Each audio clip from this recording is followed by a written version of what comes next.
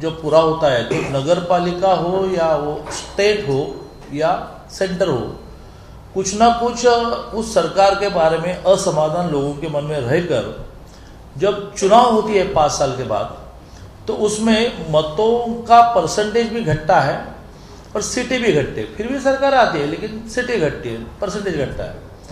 लेकिन पहली बार इस देश में ऐसा हुआ कि 14 से 19 5 साल इस देश में मोदी जी ने सरकार चलाने के बाद 19 में 1-2 नहीं 4 करोड़ से वोट बढ़े, 18 से 22 करोड़ बने और सीटें 282 से 303 हुई। तो यह जो लोगों ने विश्वास व्यक्त किया उसको मन में रखकर मोदी जी ने आगे के 3 साल भी बहुत काम किया। ऐसे 8 साल का एक जायजा लोगों के सामने रखने का बड़ा प्रयत्न चल रहा है।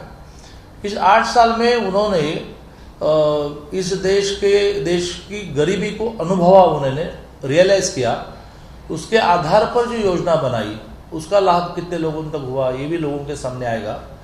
देश की अस्मिता के दृष्टि से राम जन्मभूमि जैसे विषय जो हुए तो वो भी लोगों के सामने आएंगे। देश की एकात्मता के दृष्टि से 370 कलम रद्द करना जैसे विषय वो भी लोगों के सामने आएंगे। इसलिए 1 से 10 ऐसे 10 दिन का अभियान चल रहा है। पहले दिन माननीय मोदी जी ने शिमला से पूरे देश को संबोधित किया। उसमें हर मंडल स्थान पर जिनको लाभ हुआ, कुछ ना कुछ लाभ हुआ, मेरा बैंक में अकाउंट ही नहीं था, मेरा जनधन अकाउंट ओपन हो गया, तो जनधन अकाउंट ओपन होते ही मुझे 2 लाख के एक्सीडेंटल पॉलिसी फ्री में मिली, से लेकर मुझे 3 लाख का 300 स्क्वायर फीट का घर मिला, मुझे उज्ज्वला गैस कनेक्शन मिला। ऐसे लाभार्थी, क्योंकि नाम ही दिया था गरीब कल्याण योजना, या कोविड में 80 करोड़ लोग जिनको 2.5 साल रेशन मुफ्त मिला, ऐसे सम्मेलन हुए जिन्होंने मोदी जी को डायरेक्ट सुना। तो महाराष्ट्र में ऐसे 572 प्लेसेस में कार्यक्रम हुए। देश भर तो लगभग 20,000 के आसपास कार्यक्रम हुए और 1 करोड़ से भी ज़्यादा लोगों ने डायरेक्ट मोदी जी को शिमला में किया हुआ भाषण सुना। अब जाकर हर दिन एक क्षेत्र हमने चुना है। पहले दिन हमारा हुआ, हमारे अध्यक्ष जी प्रेस कॉन्फ्रेंस शुरू इसलिए नीचे बैठे हैं वासुदेवराव जी काळे, तो उन्होंने महाराष्ट्र में शिवार सभा नाम से कार्यक्रम किए। 295 प्लेसेस में कार्यक्रम हुए।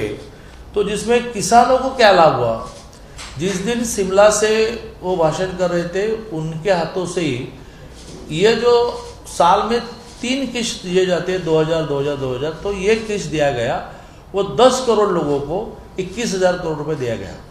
तो ये तो किसानों के जिंदगी में एक बड़ा विषय है। हम 6,000 यानी महीने में 500, ये 500 की कीमत ग्रामीण जनता को क्या है आपको पता नहीं होगा, क्योंकि हम शहरों में बढ़ते हैं। तो उनको खेती के लिए इसका उपयोग होता है, घर के किसी काम के लिए उपयोग होता है। और अभी तक 2 लाख करोड़ से भी ज़्यादा अमाउंट बटी जब से ये योजना शुरू हुई। तो किसान मोर्चा ने शिवार सभा से ये पहुँचाया। आज महिला मोर्चा की ओर से महिलाओं को क्या क्या सोचते थे, एक सुकन्या योजना भी लिया जाए। तो सुकन्या योजना से महीने में 200 रुपया डिपॉजिट किया तो इंटरेस्ट रेट इसका कल भी बढ़ा। तो उस इंटरेस्ट रेट बढ़ने के कारण सुकन्या का 15 साल तक पैसे भरना है और 15 से 21 पैसे नहीं भरना है, निकालना नहीं है। 21 को 1,10,000 मिलेंगे। तो यही यदि महीने में 1000 भरे तो 5 लाख मिलेंगे। तो एक सुकन्या योजना भी उस लड़के की शादी या एजुकेशन के लिए पूरा सुरक्षित कर देगी। या जिस दिन उन्होंने शिमला से रैली ली उसी दिन देश में कोविड के कारण जिनके माता पिता जी का देहांत हुआ, ऐसे सारे बच्चों को, एक्सेप्शनल नहीं, सारे बच्चों को उन्होंने अडॉप्ट किया, उनके अकाउंट पे राशि रखी, जो राशि 23वें साल में उनको 10 लाख रुपए मिलेंगे। तो ये सारे जो विषय है ये सब हम लोग पहुँचा रहे। तो आज महिला मोर्चा है, फिर आगे जनता युवा मोर्चा की ओर से विकास तीर्थ रैली है, फिर अनुसूचित जमाती मोर्चा के ओर से बिरसा मुंडा रैली है, फिर अनुसूचित जाति शेड्यूल कास्ट की ओर से बाबा साहेब विश्वास रैली है, अल्पसंख्यकों के कार्यक्रम है। और हर घर में जाकर लोगों को मोदी जी जिस प्रकार से अपने देश को आगे लेकर जाने का प्रयास कर रहे हैं वो भी लोगों के सामने लाने का प्रयत्न इस अभियान में चल रहा है। दादा, आपने सुरक्षा व्यवस्था की बात की, संजय राउत वहीं पे कश्मीर की सुरक्षा को लेकर सवाल है, निशान उठाते हैं, कहते हैं कश्मीरी पंडित सुरक्षित नहीं है, वहाँ के जो सैनिक है सुरक्षित नहीं है। तो इस किस तरह से उनके बयान को देखते हैं? ऐसे है कि सालों से जिस कश्मीर में हमने हिंसाचारी हिंसा देखा और हर रोज किसी न किसी की मौत होती रही, लोग भागते रहे, उस पार्श्वभूमि पर 370 कलम को रद्द करने के बाद अब लगभग 2 साल से भी ज़्यादा या 2.5 साल से भी ज़्यादा समय हो रहा है। उसमें एकाध घटना भी चिंताजनक है, वो अपने लिए चिंता का विषय है। लेकिन हम उस पार्श्वभूमि को देखें ना कि जिसमें लगभग कश्मीर गया था और इस 370 कलम को रद्द करने के बाद कश्मीर भारत के साथ जुटा रहा, बड़े पैमाने पर विकास के प्रकल्प वहाँ शुरू हुए। इसलिए एक भी व्यक्ति की मौत वो नहीं होनी चाहिए, लेकिन पूरा प्रयास सुरक्षा दल वहाँ कर रहा है और पहले की तुलना से इस सबको कंट्रोल करते काफ़ी सालों का ये संघर्ष था। मेरी याद है कि मैं 80 में हमारे ABVP के लिए घर छोड़कर निकला, जो हमारे 89 मोड से तुम्हें करता तो 80 से हम लगातार कश्मीर से विस्थापित होकर आने वाले लोगों को सेटल करने में लगे थे जगह जगह पर। और 92 में मैं ऑल इंडिया जनरल सेक्रेटरी था, तो हमने कश्मीर मार्च निकाला था। उधमपुर में हमको गिरफ्तारी हुई, 10,000 लोग हम लोग थे। इतना ये पुराना विषय है, उसको जिस प्रकार से सेटल अमित भाई और मोदी जी कर रहे हैं, उसमें घटना घटने के बाद दुख व्यक्त करना बराबर है, लेकिन निंदा करना कि क्या चल रहा है, क्या आपको कंट्रोल नहीं हो रहा है, ये घर में बैठे बैठे ठीक है। जिस तरह से 8 साल कामकाज की बात करें, महाराष्ट्र सरकार अक्सर ये बात को लेकर जोर देती रही कि जीएसटी से जो पैसा मिलना चाहिए था राज्य सरकार को प्रॉपर नहीं मिला। 30,000 में से 15,000 मिले, 14,000 नहीं मिले केंद्र सरकार ने। लगातार राज्य की सार को किस तरह देखते हैं?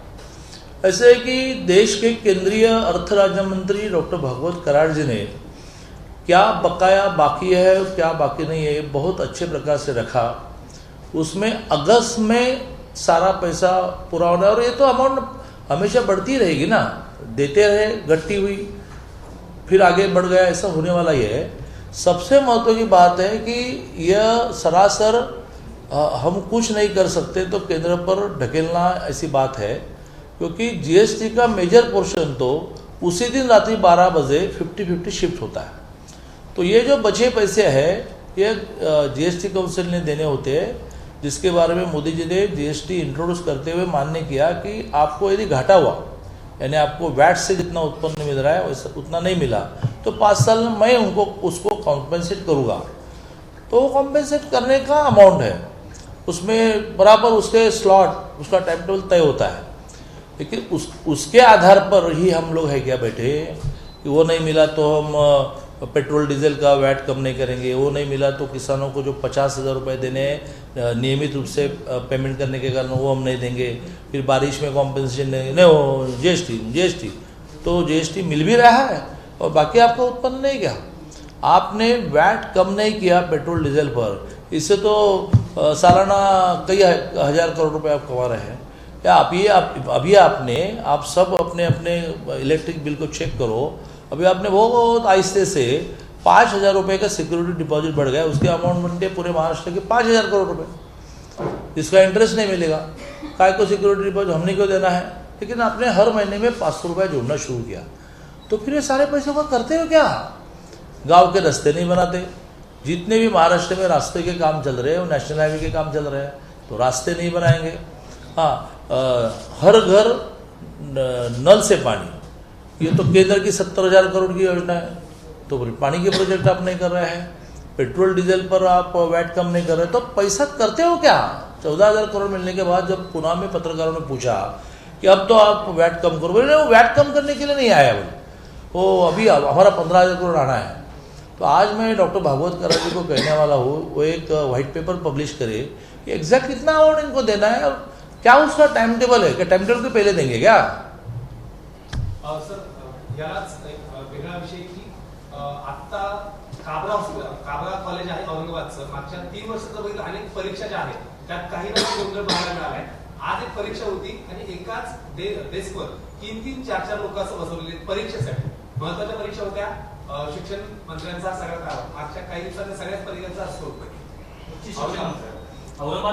आमचं सरकार महाराष्ट्रात नाही याचं आम्हाला बिलकुल दुःख नाही, परंतु ज्या प्रकारे हे राज्य चाललं आहे त्याची तुलना कुठल्याच राज्याच्या स्थितीशी होणार नाही. सगळ्या सिस्टीम्स त्याने मोडायचं ठरवलेलं आहे. सगळ्या सिस्टीम मोडून टाकायच्या. परीक्षांचे पेपर फुटणार, परीक्षांची सिटिंग अरेंजमेंट चांगली नाही, परीक्षांचे रिझल्ट चांगले लागण्यासाठी करप्शन. एक IPS आणि एक ISC खरं म्हणजे ब्रिटिशांनी ही पद्धती पाडली की बदल्या करायच्या. का तर ते लोकल पीपलशी, स्थानिक नागरिकांशी अटॅच होऊ नये. अरे गेले ना ब्रिटिश आता त्याला 5-5, 7-7 वर्ष नका तुम्ही हलवू. त्याचा फॅमिली लाईफ ही डिस्टर्ब होतं आणि लोकांशी जोडलं जाण्यातून तो कळल्यामुळे खूप गोष्टी करू शकतो. चला तरी 3 वर्षाचा नियम झाला. अरे एकेका वर्षात 3-3 वेळा बदल्या करताय तुम्ही IAS IPSच्या. अशा सगळ्या सिस्टीम मोडण्याचं काम चाललं आहे. त्यातलाच हा परीक्षांचा घोळा आहे. तर अजून एक सौंडीमध्ये काल अनिल मोटे यांनी असं वक्तव्य केलं की अहिल्यादेवी यांना राजमाता म्हणू नका, राजमाता पाहिलेच्या 50 आहेत. रोहित पवार यांनी तो कार्यक्रम आयोजित केला होता. शरद पवार देखील व्यासपीठावर होते. मी त्यांना काय म्हणायचं हे कधी कळतच नाही. त्यामुळे त्यांना विचारून घेतो की काय म्हणायचं. नहीं आता अभी ये 8 साल विषय पूरा मैं आता हूँ. नेक्स्ट विषय वही है. पहले नेक्स्ट विषय ये है कि 14 जूनला देहूला जे संतश्रेष्ठ तुकाराम महाराजांचं मंदिर आहे त्या मंदिराला ट्रस्टींच्या वतीने, हे आश्चर्य आहे की त्यांनी लोकवर्गणीतून खूप सुंदर त्याचा जीर्णोद्धार केला. त्या सगळ्या ट्रस्टींची इच्छा अशी होती की मोदीजी ह्या कार्यक्रमाला आले पाहिजेत. तर 14 जूनला येतात. ABP माझा, उघडा डोळे बघा नीट.